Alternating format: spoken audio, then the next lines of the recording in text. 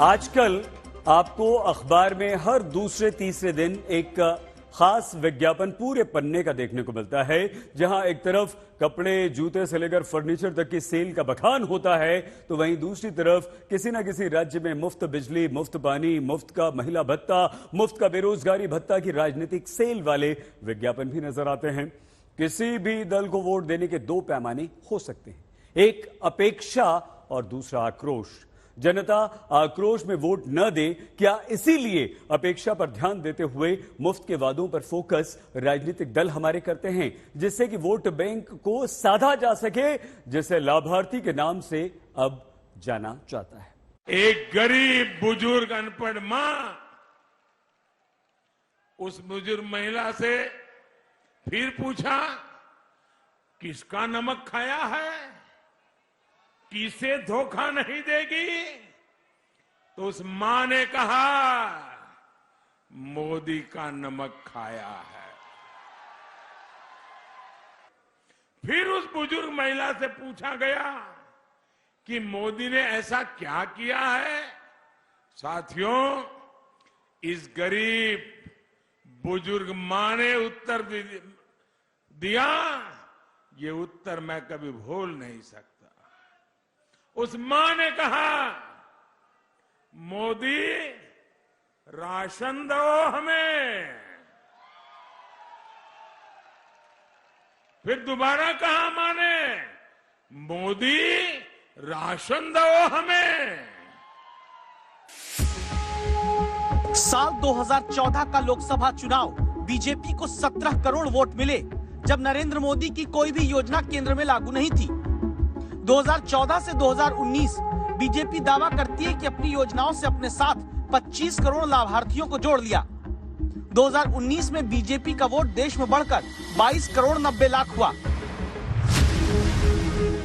क्या आप देश में अल्पसंख्यक मुस्लिम वोट बैंक, बहुसंख्यक हिंदू वोट बैंक, जातियों का वोट बैंक, तुष्टीकरण का वोट बैंक, धर्म का वोट बैंक, इनसे भी बड़ा है सबसे बड़ा लाभार्थी वोट बैंक?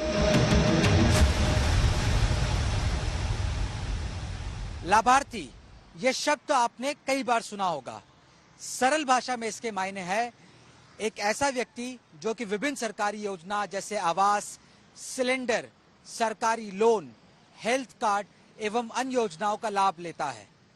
यह व्यक्ति ये सोच के वोट करता है कि आगे भी अगर वो वोट करेगा तो उससे इसी तरह की योजनाओं का लाभ मिलता रहेगा।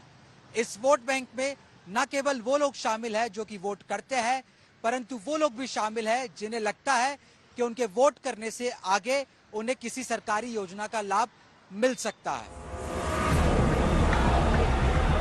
2014 से 2019 में जो वोट नरेंद्र मोदी पर भरोसे का जनता के साथ बढ़ा, क्या उसमें सबसे बड़ी ताकत लाभार्थी वोट बैंक की ही रही?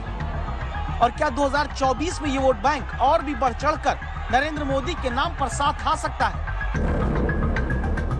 सवाल की वजह है 9 साल में 80 करोड़ लोगों को मुफ्त राशन, 12 करोड़ से ज्यादा किसानों को सम्मान निधि, 9 करोड़ 60 लाख महिलाओं तक मुफ्त सिलेंडर, 3 करोड़ लोगों को पक्का घर, 2 करोड़ 80 लाख घरों तक बिजली का कनेक्शन, 12 करोड़ से अधिक घरों में नल से जल, 18 करोड़ लोगों को स्वास्थ्य का कार्ड, 37 करोड़ LED बल्ब जैसी कई सुविधाएं जरूरतमंदों तक अलग अलग योजनाओं से पहुंचाई गई हैं। चुनाव के नतीजों में मेरी इन माताओं, बहनों का, बेटियों का बहुत बड़ा योगदान है।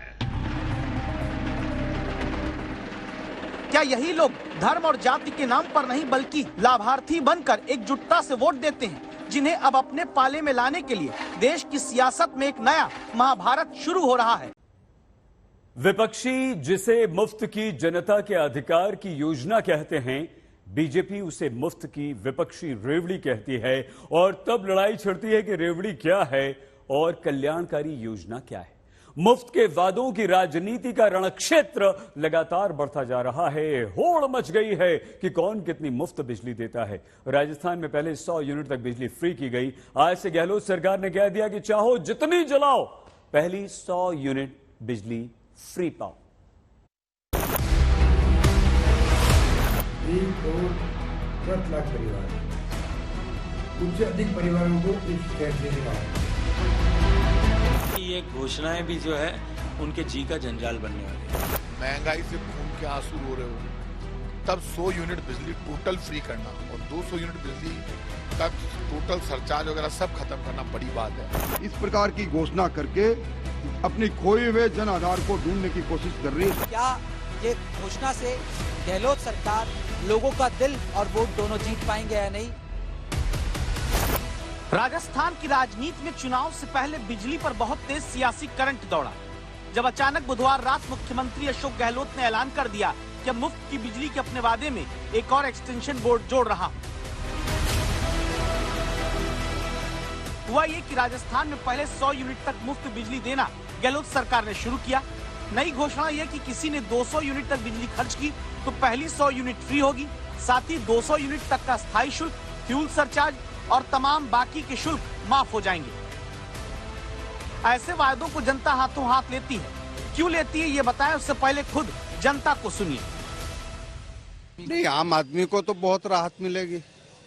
जो बिल्कुल जिनके पास से बिजली कम खर्च होती है उनको तो बिल्कुल फ्री हो जाएगा। आम पब्लिक को बहुत आराम मिलेगा साहब, इससे राहत गरीब आदमी को। पब्लिक के लिए फायदा कर रहे हैं, फायदा कर रहे हैं। पब्लिक खुश हो रही है, गरीब आदमी बहुत ही ज्यादा खुश हो रहा है। पैसे वालों से कोई लेना देना नहीं, गरीब आदमी की आत्मा से धुआं निकल रही है कि कुछ सोचा सरकार ने, गरीब आदमी के लिए कुछ सोचा।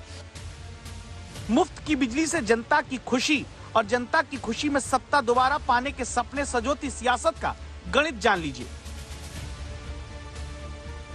100 यूनिट तक राजस्थान में फ्री बिजली का मतलब है करीब 832 रुपए हर महीने भरने से आजादी, यानी साल के 9,984 रुपए की सीधी जनता की बचत। अब 200 यूनिट तक बिजली की खपत वालों को 100 यूनिट फ्री और बाकी सारे चार्ज खत्म करने के हिसाब से देखें तो 400 से 500 रुपए हर महीने सरकार माफ करेगी, यानी सालाना 4,800 रुपए से 6,000 रुपए तक की बचत। अब ये फायदा पाने वाली जनता कितनी है समझ लीजिए। राजस्थान में 100 यूनिट फ्री बिजली का फायदा 1 करोड़ 4 लाख लोग पाएंगे।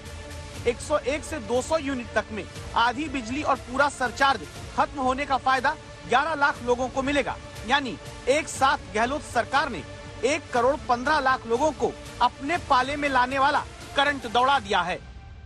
100 यूनिट तक सभी का बिजली बिल माफ होगा। उसके अलावा जितना भी बिल आएगा शुरुआती 100 यूनिट पे कोई पैसा नहीं लिया जाएगा। जहां एक तरफ कांग्रेस पार्टी आम आदमी पार्टी के नक्शे कदम पर चल रही है, वहीं भारतीय जनता पार्टी का आरोप है कि ये सिर्फ चुनावी शगुफा है। मुफ्त का वादा जी का जंजाल बनता है या वोट दिलाने वाला तार बिछाता है, ये तय तो जनता करेगी। भारत के नक्शे पर अगर देखें तो मुफ्त की बिजली वोट का करंट दिलाने वाली सबसे अहम गारंटी बनती जा रही है। जैसे दिल्ली में भी 200 यूनिट तक बिजली फ्री है, कर्नाटक में 200 यूनिट की फ्री बिजली का वादा करके कांग्रेस आई है, छत्तीसगढ़ में 200 यूनिट बिजली फ्री है, हिमाचल प्रदेश में 300 यूनिट बिजली फ्री का वादा है जो पूरी तरह भी लागू नहीं हुआ है, पंजाब में भी 300 यूनिट बिजली फ्री जनता को दी जा रही है।